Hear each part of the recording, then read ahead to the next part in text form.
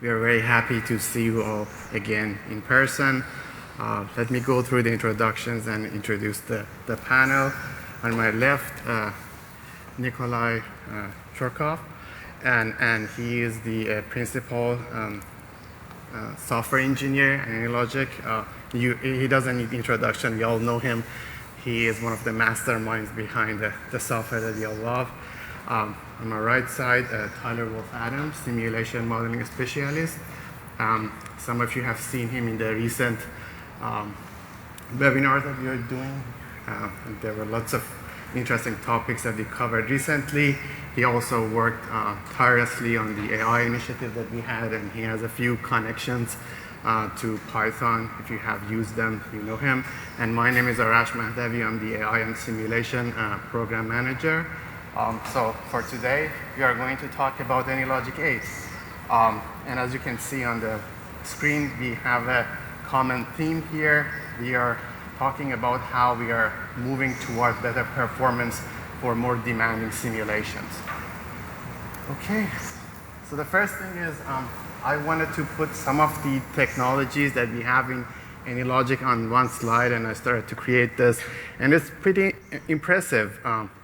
All the things that you can do under one software, all the model creation tools that we have here, connectivity, GIS, browser-based or front-end, which gave us this capability to also show the model animation on AnyLogic Cloud. And as you know, you can create all sorts of experiments in AnyLogic and export them and share them with your fellow modelers or other stakeholders of your projects. And as you also are familiar, we have lots of vertical libraries that cover different industries. And the nice thing about it is these are all under one roof. So if you learn something about process modeling library, it's to some extent transferable to all the libraries. So you're working under one ecosystem of model creation. And this slide doesn't even cover the wonderful simulation engine that kind of computes all of these tasks behind the scene. So that is the software that we all love, and we are here because of this software. So our plan for this presentation is to just take a look into all the changes and new features, functionalities that has been added during the past year, basically between the last conference that was virtual and now. And then in the second half of this presentation, we go and look forward into the roadmap. Just to take a look into what we have here, right after the previous conference, we had a major release, and it was many features that was oriented toward the material handling library, which is one of the libraries that we are actively working on, and we are keep adding new features. And there are more in the roadmap. You will see them. So I will talk briefly about some of the features that we developed here. Then we look into some of the more recent features that have been released, specifically elevators, and Tyler is going to demonstrate a model. And we also have recently released support for a secondary type of optimization algorithm, genetic optimization, that I will demonstrate briefly. So let's start taking a look into the first feature. And as I said, this has been out for almost a year. As you see, the main thing that we did here was adding support for FIFO and LIFO rack types. And this means that it can cover a variety of different rack systems, from gravity, pushback, box, or pallet flow racks, and so on. So this type of functionality, again, as you are familiar with our approach in modeling, we are trying to give you a more abstracted way of the behavior that you're modeling, not getting into the detail, and give you the flexibility to develop the exact match to what you're looking for. So this has been out for a year, and we received lots of great feedback from you as we went through this kind of development of this library as well. Okay, next would be the the pedestrian elevators, and that would be Tyler. Yep. Yes, so in the most recent version of AnyLogic, we released new pedestrian elevators. With this came two new entries added to the pedestrian library palette. One is an elevator markup that you can drag and drop into your model. It exists on all the levels. And then to control the actual logic of it, there's a new ped elevator block in which pedestrians come up to the elevator, wait for their turn, then file in and go to their destination. Now, there are two different ways of having the elevator controlled. By default, there is a built-in dispatching algorithm called selective collective operation. This is a standard control policy used in many different elevator systems that many of you might be familiar with, where the elevator tries to move in the same direction, servicing all the calls in that direction, and then afterwards it will reverse direction and go the other way, and afterwards it concludes. But there's also a very extensive API, so if you want to be able to have any sort of control over that completely, you can do that. So to demonstrate this, I put together a quick example model. So in this model that's currently launching, it's of a miniature mall, and pedestrians come in and want to visit one or more different shopping centers located on different floors. When they first come in, they come in on the ground level, and they can either come in from the inside the facility and the ground level, or from outside. In this case, the elevator has been set up with the double door configuration, so in the front and the rear, and then they will continue on to their desired floor. And the pedestrians are all colored based on the floor that they want to visit. So you can see that they'll spend some time at one or more different floors before going back down and leaving. So this is currently using the automatic dispatching algorithm, but we can also pull out this debug panel, and if we want to do things like send it into a failure state, it will cease all operations. We can repair that.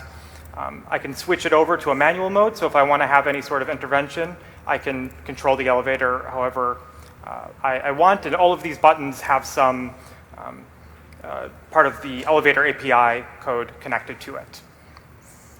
As you can also see, we can monitor the current status of it over the simulated time. This is all, again, using that API. We can see a graphical form of that on this stats and logic page in the different charts that I've added here. The elevator also has API for monitoring various different statistics, such as the number of pedestrians that have been transported, but it also has other statistics that it's gathering automatically, like the mean wait times per level. So I could advance this model and let it build up. So taking a look at the actual model itself back inside the editor, we can see here's the elevator that was added to the model. I can change the dimensions and rotation of it. In addition to that, there are various different properties for controlling other mechanical components of it, like the door configuration, the maximum capacity, speed, and also one thing which is not implemented in this model is that elevators can be set up to service specific floors. So if you have multiple different elevators in the system that are targeted for one floor or another, you can configure that. For actually implementing the logic itself, there's a ped elevator button. It has your typical in and out ports, but in addition it has a cancel port similar to other pedestrian blocks, and also an ability to add an enable exit on timeout. So after they wait for a certain amount of time, they can go a different route. Now at minimum, you specify what elevator the pedestrian wants to use, and then also the target level that they should visit. But in the case of this model where you see them going to multiple different floors, that could also be dynamic based on the pedestrian. So in this model, it's the pedestrian has some internal logic focusing on their target area. So this was just a high-level look at all these, some of the major different features, but there are also a multitude of example models that have been added to the repo that focus on specific components of that, so that's worth checking out, in addition to various different help articles where you can read more about that. And with that, I will turn it back to Arash for the next section. Thank you. So again, as you said, this kind of new functionality added with the agent-based capability that is built into the pedestrian library give you lots of flexibility in the way you can control and kind of run different scenarios for elevator-related applications. By the way, it was one of Tyler's initial interest when he saw AnyLogic. He started building elevators in AnyLogic, so it's interesting that it circled back. It's a reality now. Yes. Okay, so the next feature that is, again, a more recent one that has been added to AnyLogic is support for genetic optimization. So what you see on the screen is our general kind of features that you see in the AnyLogic optimization experiment. The API behind it is implementing these features in the simple-to-use interface. So you can set the objective function, you can set the number of iterations or to look for the best kind of outcome. It can create for you a default UI. So this is one of those experiments that with the push of a button, you have a really kind of informative UI built for you in the experiment. You can set the input parameters that set the, or basically they are the levers into the optimization, and there are some settings about like what type of parameters you are setting up. You can specify the length of each simulation run. You can add some additional stop conditions for some specific scenarios that you wanted to stop the experiment before it goes through all the iterations. And two other limits that you can put on these experiments are constraints, which are the set of kind of conditions that you can check before even running a simulation to kind of not use this computation to get to a point that at the end of the simulation that you already know is not going to be feasible. And we also have requirements, which is conditions that you check after each simulation run. You definitely can set the randomness or how you set the RNG for your simulation experiments each run, and definitely it supports replication, so each iteration can be run multiple times, and it took the average to have a more stable outcome when you have a stochasticity built into your model. So this is what we are all familiar with, and the good news is for the new genetic optimization workflow, it all stays the same. We are using the same API. What it does, if you're kind of interested about like what's happening under the hood, it implements this NSGA2 algorithm. It's a evolutionary algorithm, and the good news about this is because this is more like so we have access to the algorithm and the implementation. We are working on tweaking it, and we kind of can experiment with improving or fine-tuning it toward our more specific use cases. Another good news is it is free, available in all versions of AnyLogic. And it's kind of completely with its own full capability compared to OptQuest that has been out there for a long time, and we all have it in AnyLogic Professional. It's not that we ran. The idea is if you want to compare them, you have to go through many specific scenarios. But in general, overall, in our test, we observed comparable results. And the other good news about this technology is that we can implement it for running these optimization experiments on server or AnyLogic Cloud, which we'll demonstrate tomorrow in the section that is dedicated to AnyLogic ecosystem. Okay, so here I will have a very short demonstration just to show you and prove that the API is basically the same if you haven't tried it before. So this is the activity-based costing analysis example from the kind of our example repository that ships with AnyLogic. So it's a simple optimization scenario, but as you see here on the optimization properties, now we have this optimization engine choice between genetic and OptQuest, if you have OptQuest. Otherwise, for all the, like let's say PL, you have genetic. But as you see, you can kind of switch and swap between these options, and the interface is basically exactly the same. And if you wanted to try this, you can actually create an optimization and run it with both engines and compare how it kind of works for you. One quick point that I checked with our developers is if you go in OptQuest, you have this automatic stop checkbox, so you have this flexibility to check it if you want. In the genetic optimization algorithm, it's already built into it. So if it figures out that it's already close to the optimum value, so it doesn't run more simulation, it doesn't exhaust the number that you put here as the upper cap. Yeah, so I think that's it. So let's run this. So I didn't change anything in this model. I just changed from the OptQuest to genetic, and as we run this, we'll see that the interface would be the same as before, and it just uses the different engine behind the scene. And all the other features remains the same.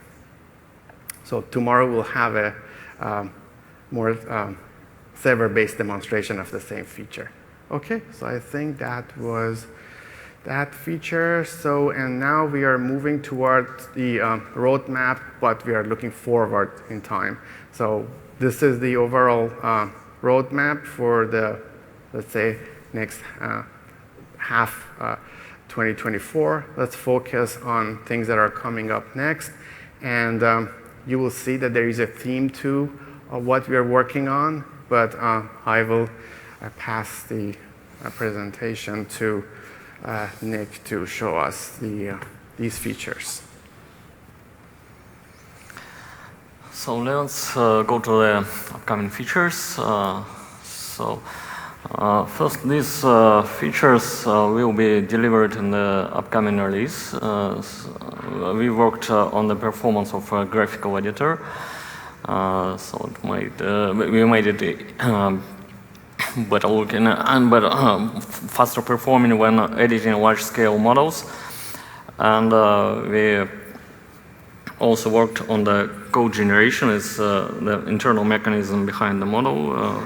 So we made it faster for the code completion, and also eliminated some cases where so-called Java 64K problem existed. So I'll switch to AnyLogic now, and here is some sample model, some simplistic model, but having quite a large-scale network. It could be a container terminal model or a warehouse model, or it could be a rail yard imported from the GIS shapefile.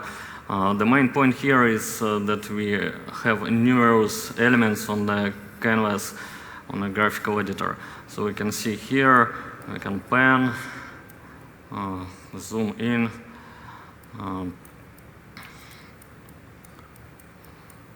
I could add some more elements here.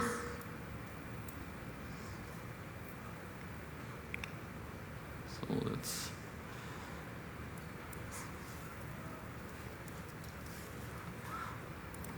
I could name this element, and I can see here it will be available in the code completion.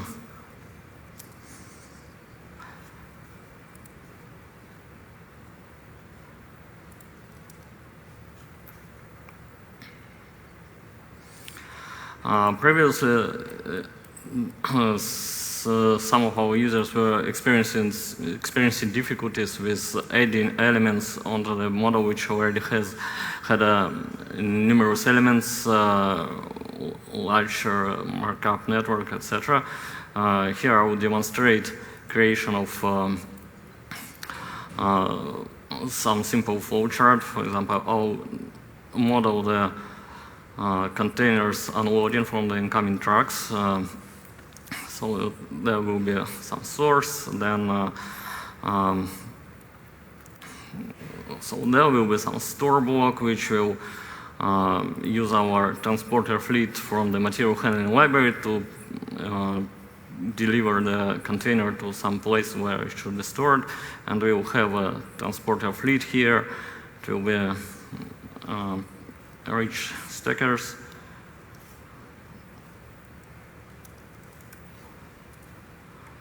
For example, this store will have the reference to this fleet, and sometime when building the model, we could decide to add some graphical elements displaying the data of the model. So it will be, for example, text. Then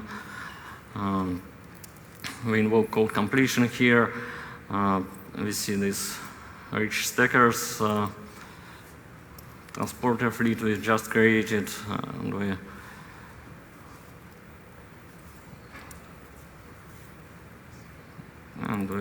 we would like to display utilization of the transporter fleet element. So previously, in some cases, there was some users used to disable the automatic code generation behind the model. So now the code generation is made also almost instantly.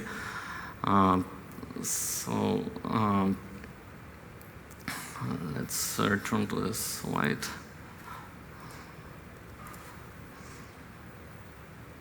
So laser pointer. Okay, Java 64K problem is about the internal Java limitation of the bytecode of the methods. So as we can know, AnyLogic generates models into Java classes, then executes them using engine and our libraries. And in very large models, for example, ones having numerous walls imported from CAD drawing files, there could be issues which resulting in problems in the compilation problems. Now we managed to avoid such problems by redesigning some parts of the code generation, and there's no more need to split large networks into several agent types. Okay, and then we also will add the ability to include 3D objects into custom libraries for those of you who are creating custom libraries. That could be icons or presentations of various machines for manufacturing, etc. Then further improvements are so the incorrect distance is more or less happening in our client models. Sometimes this issue originates on the numeric calculation errors, because in a material handling library there is a huge number of internal calculations on a conveyor blocks. Also there are a number of subsequent events, so we worked on eliminating this issue. Then so these features will be coming further releases. In the process modeling library, we have downtime block, which allows a resource pool to have a maintenance on failures modeled, and we will add such the same functionality to the material handling library equipment, like transporters or cranes or conveyor stations. For example, conveyor will be behaving like a single resource unit, and it will be equal all the other resources in terms of it could be the failures on maintenance or other types of downtime could be modeled on this. And by the way, we can release all these features one by one. so that can be released with conveyors, downtime support, then some others. And one more feature is the API and ability to move transporters without the agent assigned to it. So all these features are currently under testing and consideration for including into the upcoming releases. So yeah, keep it there. Yeah, that's good. Yeah. Okay, so the next one is about what we were started a few years back about connectivity between AnyLogic and general purpose simulation tools like us and AI tools. Specifically, at that point, we were looking into the kind of the intersection between reinforcement learning and simulation, and we had a couple of successful partnerships. Unfortunately, none of those companies are working on those projects anymore, but if you look into what we worked with Microsoft and Pathmind, we basically were trying to get into automated reinforcement learning. So the end users of these tools and the way you set up the connectivity between the RL algorithm and the simulation models was mostly automated, or at least was done through machine teaching and some form of more easy to use workflows for subject matter experts instead of programmers.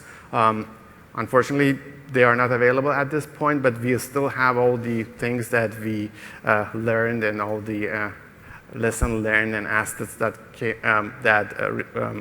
out of those partnerships. So we are still actively looking to see if we can kind of replace that with a new kind of service. But the good news is, at the same time, we also worked on a parallel workflow that was mostly manual, working with open source libraries and let you to run your own RL experiments locally or basically with your own setup.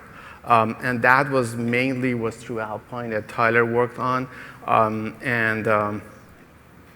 When this switch happened and we saw that there will be more interest on this open source workflow, we realized that we need to do some refactoring of this library to make it more suitable for more large scale or industrial level reinforcement learning. That is an active project that we are working on, and hopefully you will hear about this as soon as we have some progress in this direction. Definitely, we work on different other tools or kind of workflows in the AI context, like embedding train ML models inside AnyLogic simulation models. We have Onyx Helper, which lets you to kind of natively embed a train ML model into simulation. We have a pipeline which lets you to connect through Python APIs to a trained ML model that is in Python and get inferences from them and kind of embed them into the simulation. So those are still available to you, and we have many different resources on our website that you can look into. Specifically, AnyLogic.ai is a good starting point. Okay, so let's get back to the roadmap. Thank you, Arash. So next are features we have planned for future research or other types of activities. So we have remastered the properties of our custom distribution elements, and there are different ways you can define your custom distribution. For example, samples table or frequencies table or ranges. We found that some ways were like duplicating each other, and we simplified the property view, and also added the support of discrete distributions with not integer but also double values. All these features are going to be delivered in some future releases. Also, we had a number of requests from our users to support different types of databases because they have different data sources in their systems, and the list of databases we will support is subject to check and research based on the language differences and licensing options of the drivers of those databases, but we'll deliver common types of connections here, and it will be possible to choose the more of the data source types in our database element and import from external database feature of the built-in AnyLogic database. Also, we are thinking about improving of AnyLogic ALP format, is the file format where AnyLogic stores the whole model. It's currently one very large file. And it contains the graphical stuff like coordinates of your markup, etc., as well as the pure logic stuff like flowchart connections or parameter values or some actions. When thinking about teamwork, especially using some source control systems, it may be essential to separate the pure logic from the graphical part, and we are currently looking towards splitting this ALP file to several parts, so it will support our users who use version control systems to easily merge the changes, the concurrent changes, or do some code review, etc. Then in a material handling library, we are going to add target train transporters, which are quite a bit different from the existing transporter types. For example, they cannot turn around immediately in place, and also there is some other logical differences, and we will focus on the performance of our path-guided transporters. Regarding storage systems, we currently have the ability to use one resource or one transporter fleet in a store and retrieve blocks. We'll add support for resource sets. For example, it could be an operator and a forklift.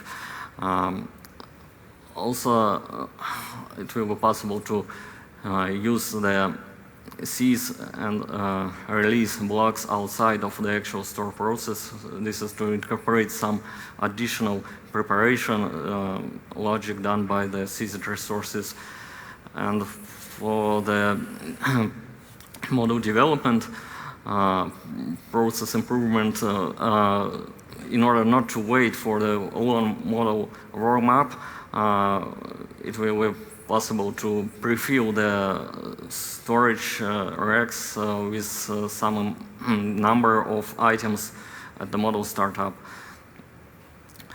So also there will be some different configurations of storage racks, like different aisles, different storing retrieval positions configuration in the one storage system. And we'll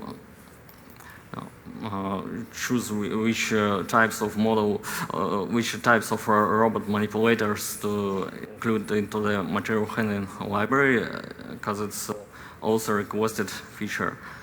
So these are future material handling library and other core feature improvements which are currently being planned for some future release. So that's it. Okay, thank you, Nikolai.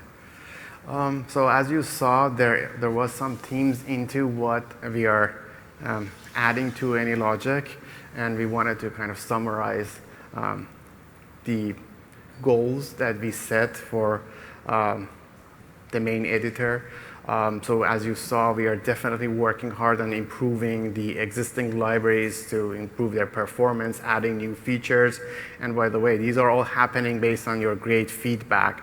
All the new features that are added to these libraries are coming from the feedback that we get from the community, and it was always our way of building new functionality to look into the feedback that we get and prioritize and go with the most recommended or ask for feature. So we're going to keep doing this tradition, so please help us as we go about implementing these new functionalities.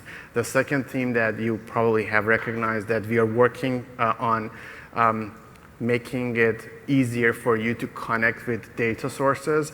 By the way, the slide that Nikolai showed, it doesn't mean that today you can use all of those databases, but it requires more manual work to set the connectivity between those databases and AnyLogic. We want to make it seamless. So from a drop-down menu, you select the database that you're looking for, and the connection is mostly set for you. And as we discussed, AI integration is still a really important topic for us.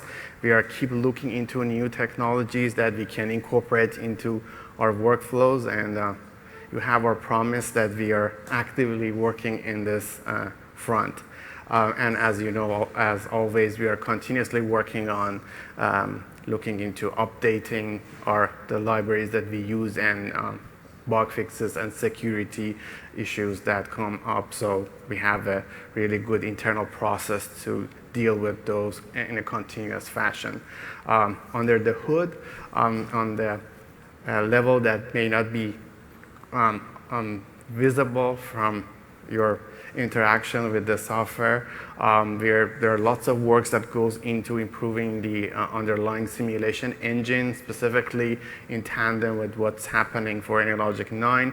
As Nikolai showed you, we are completely aware of the fact that the type of models and the complexity of more kind of recent models are growing, and we are working hard in that direction to make sure the editor and the model building kind of ecosystem also catches up with the more demanding tactical to operational level models. And for that reason, we're working on both the model creation backend and the performance of each library or all the logic that goes into it. And as Nikolai showed, again, we recognize that with more complex model, collaboration become a more key element. So we are working on that direction to give you more flexibility in collaborating with your colleagues. And if you want to summarize everything that we showed and where we are going, we want to give you more flexibility to be more creative in recreating reality or into these digital models. And as we all know, everything is moving toward digital transformation. So simulation is at the forefront of this. So to create digital assets for big enterprises. And as we go about building these new worlds, we need to be creative. And we are making sure that we give you all the tools you need. And as I mentioned again, scalability is also a key element. So we both work on the underlying model creation technology and model deployment and runtime, which is AnyLogic Cloud and Model Manager, which we will talk about more tomorrow. So I think that's all we had for today. Thank you so much for your attention. And we are ready for the Q&A part. Thank you.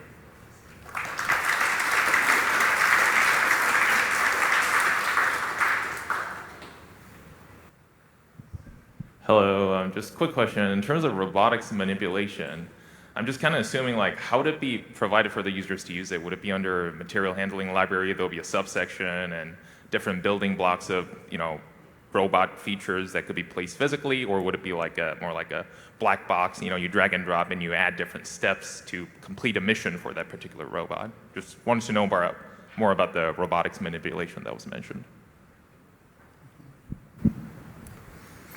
So the question is regarding a robots feature. Yes. Yeah.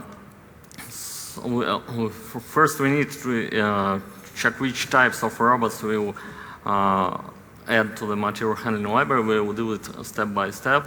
I suggest the same way, so like having a space markup element and some flowchart block controlling the process of operation using the robot, or otherwise having it connected to the existing, for example, conveyor network, and used, for example, for taking from one conveyor and putting into another one. Does that make sense? Or yes, yes. And we can kind of discuss the details. Again, as you know, this is something that we are still thinking about the actual implementation. But as you know, currently you can create all sorts of behavior with other existing tools in AnyLogic, like state charts, and kind of combine them with the flowchart-based modeling to create any kind of custom-made robot. But our vision is to create something that is more out of the box. You can use it. Probably it has a deeper integration with the material handling library, but I don't see a reason that it doesn't work with the other part of the model, similar to our approach with the transporters. So they work alone on a standalone basis with an API call. Hi, Dylan Knowles over here. So when I see enhancements for editing large models, performance improvements, easier collaboration, I just want to say on behalf of the community, heroes, the lot of you, thank you. Yeah, exactly, thank you. So thank you. When it comes to easier collaboration, I've always wanted to do more Git management of my AnyLogic models, and so historically I've split them into different ALPs for different parts. With the new format, you said you were further splitting a single ALP into many pieces. Do you have a preview of what that file format might look like? I'm just really curious to see what I should be expecting and how much that will facilitate multiple people working on the same model at the same time. So, short question, do you have a file format preview? Can we take a look? Question is about the new format of the ALP file. Sorry, could you please repeat the short question? Like I could hear. Can we see a preview of what the new file format looks like? So currently the preview is not available. We actually inside our library team use some split format during the library development, but it's internal and is going to be changed at any time, so it's not available in the latest version. And regarding the preview version, which of the format for the public use, it's currently not available. But when we come to some point of research, we could obviously share it with our customers. So we keep in mind that what we want to make simple is to help like version control systems like Git, for example, to be able to easily merge automatically some changes, because in the huge XML file it's almost impossible in some cases when a user changes a couple of lines of code and then moves some element and changes its X, Y coordinates. There are numerous changes in the lines of files, so we need to obviously split the files where user code or parameter values are written from the files where some graphical, really not so meaningful stuff is located. So, and we also think towards the graphical comparison, graphical assistance during the merge process. This is for the cases when several modelers make some changes to the one model in different branches, and then they want to come to the one point together.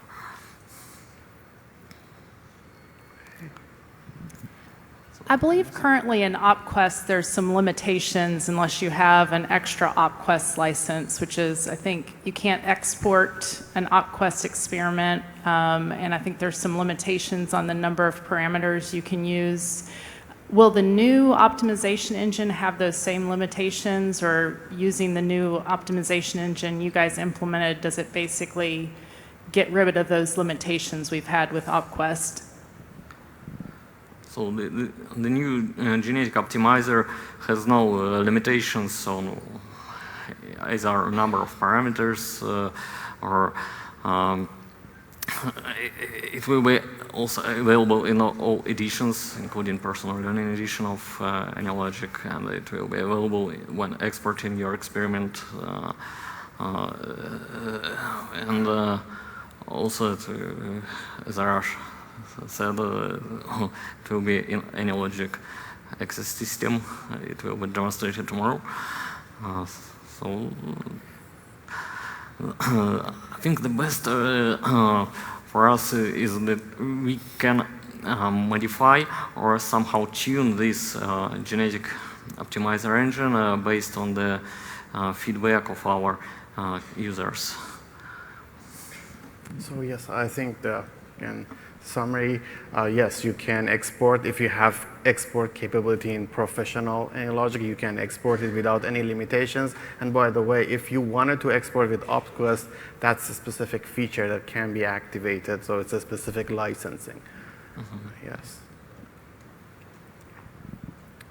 Hi. I noticed that you talked a few times about performance improvements and enhancements for large models.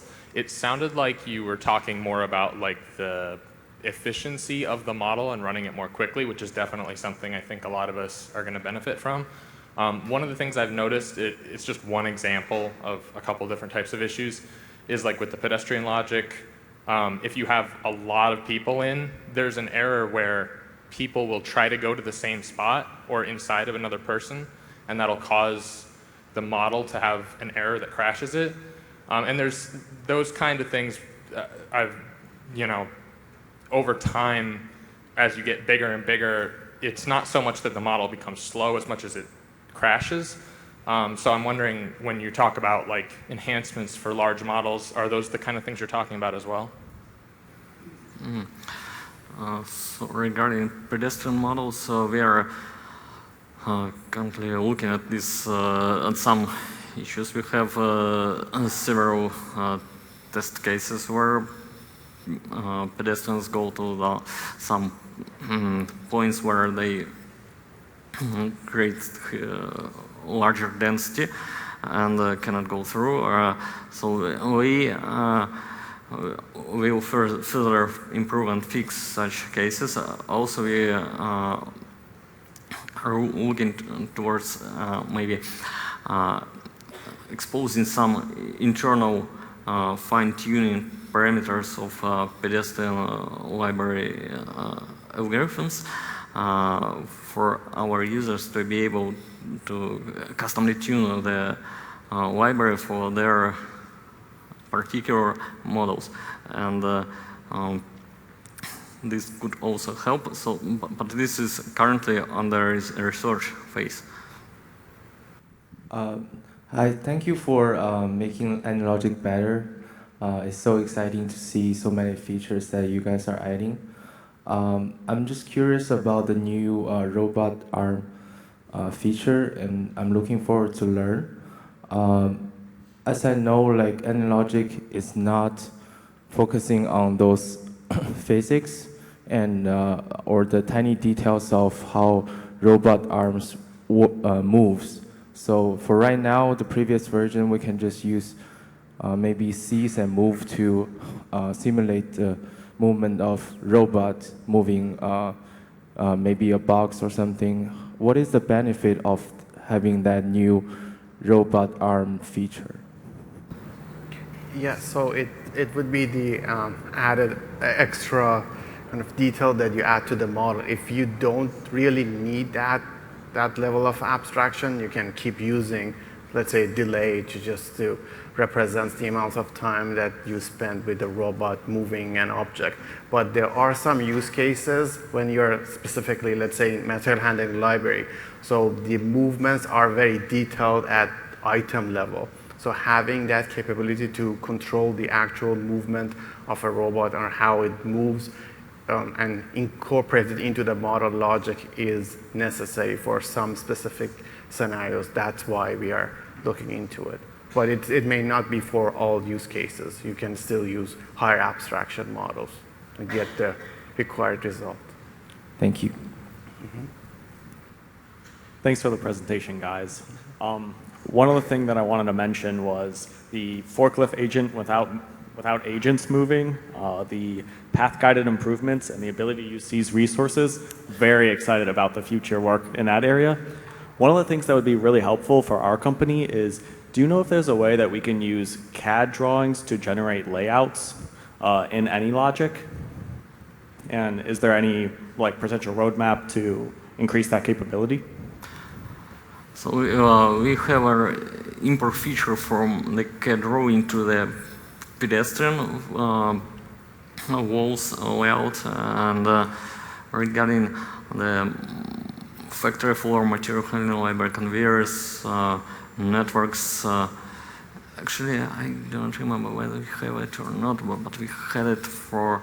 We already had a network creation from the GIS shapefile, and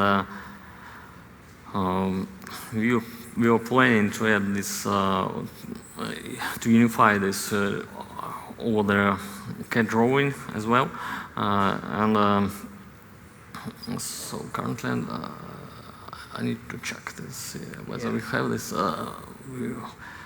For sure we have an import from the CAD drawing to the pedestrian walls, but network creation and connectivity between paths and nodes, conveyors and stations is a bit more complex stuff to implement here, and we need to examine which CAD drawings are usually in place there to create more or less universal converter.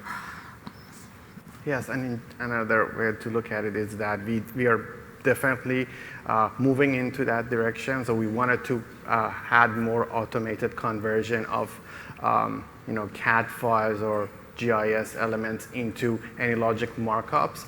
As Nick mentioned, at the moment you can automatically convert lines into walls, which works both for material handling library and pedestrian library.